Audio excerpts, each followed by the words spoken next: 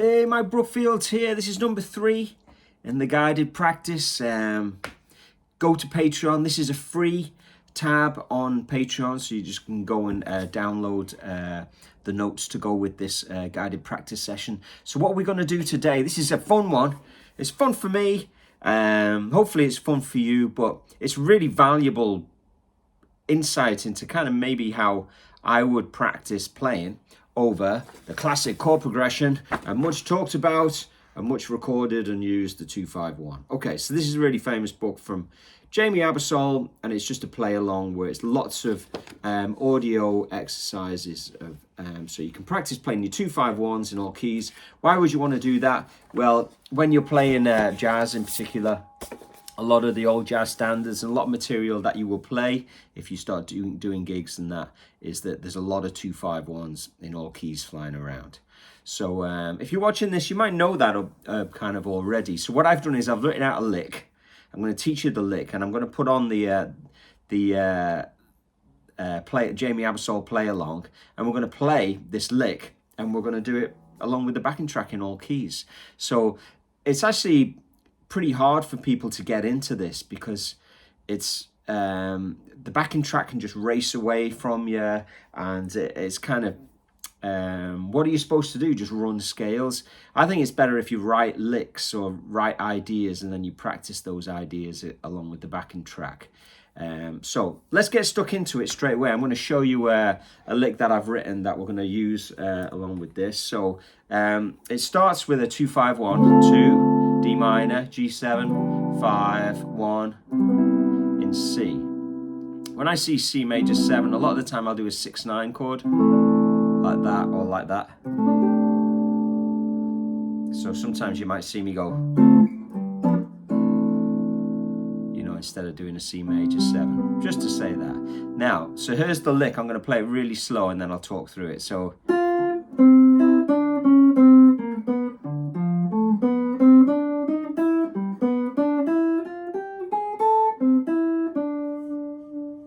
okay, so there's a lot going on there because what I'm doing is I'm playing a D minor arpeggio starting on the 3rd, and I'm doing what's called a pivot arpeggio, where you're not just going up in order, you're jumping back down the octave, and it's such a common sound in jazz. And then I'm running down a bit of the bebop scale and then chromatically approaching the 3rd of G, and I'm doing another pivot arpeggio, so there's the 3rd of G, and then I'm going to the 5th, to the flat 7, to the 9th, and then I'm carrying up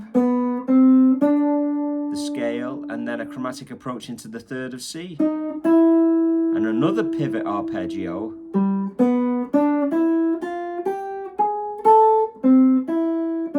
and what I do there is I run up the C bebop scale, so at this point, and I end on the 9th because that sounds jazzy. So this lick all together. And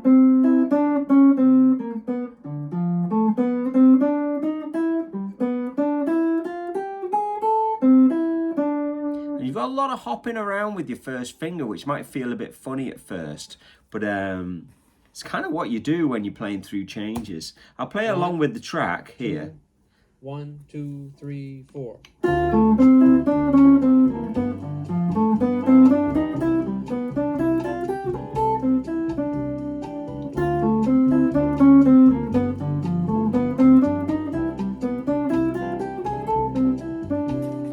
Okay, so could you see how it all fitted together with the changes? And it wasn't, you weren't just running a scale and then running another scale. It sounds like music, it should do anyway. And then obviously you could speed that up or slow it down. So it might take you a couple of days to get that lick under your fingers, and then you can start playing it against the backing track in the key of C. Then you'll notice it does it twice, and then it jumps down a tone and it does a 2-5-1 to the key of B flat. So what I'm going to do now is I'm going to play the same lick in B flat. Hang on, I'll have to go back here. 2, 3, 4.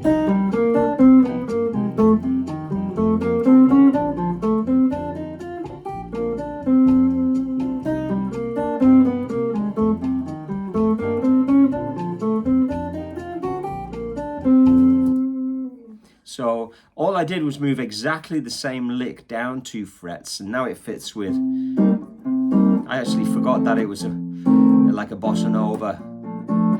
But bossa nova is it is actually good because it's a little bit easier to get into than a swing kind of thing. You know, you can play a bit straighter.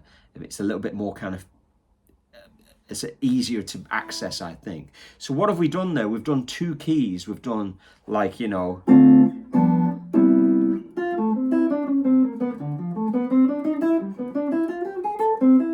that was in C, and I've ended on the 9th to make it jazzy. And then we went C minor, F to B flat.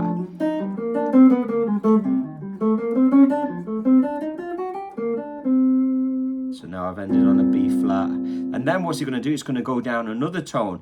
Now, if you start on B flat minor there, you're going to kind of go off the neck if you're following the shape. So you have to go up the octave. So there's B flat minor, E flat 7, A flat. So that's going to be like this.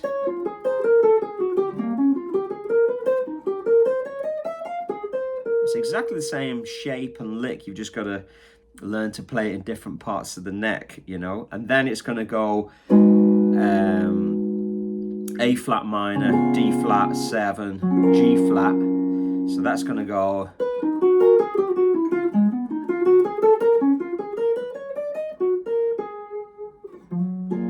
Then you're going to do one in E. So you're just going down in whole steps.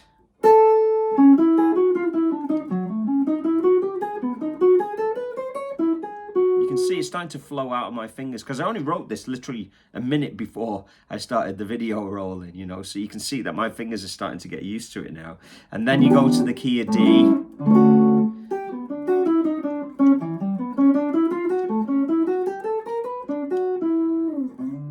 Now what happens there is if you carry on, you just end up back where you are. But there's another 6 keys to do, so it kind of interrupts that going down in whole steps by just going down a half step. And now you're doing a 2-5-1 to D flat, so it'll be.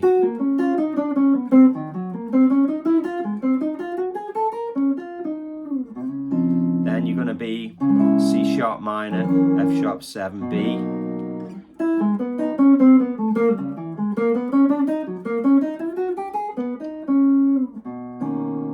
Now you might want to do, again, you're going to maybe fall off the neck, so you might go for B minor here.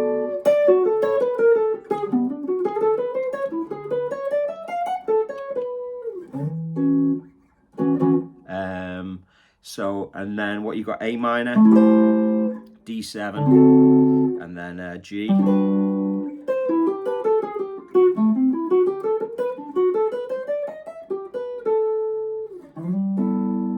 Then you've got G minor, C7, F.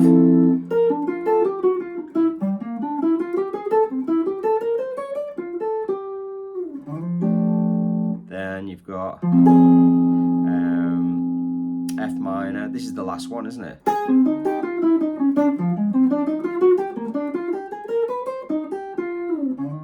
And that way you've done all of your 12 keys. So let's do it with the backing track. Here we go.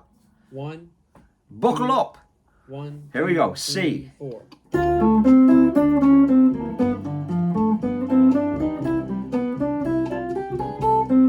Do each one twice.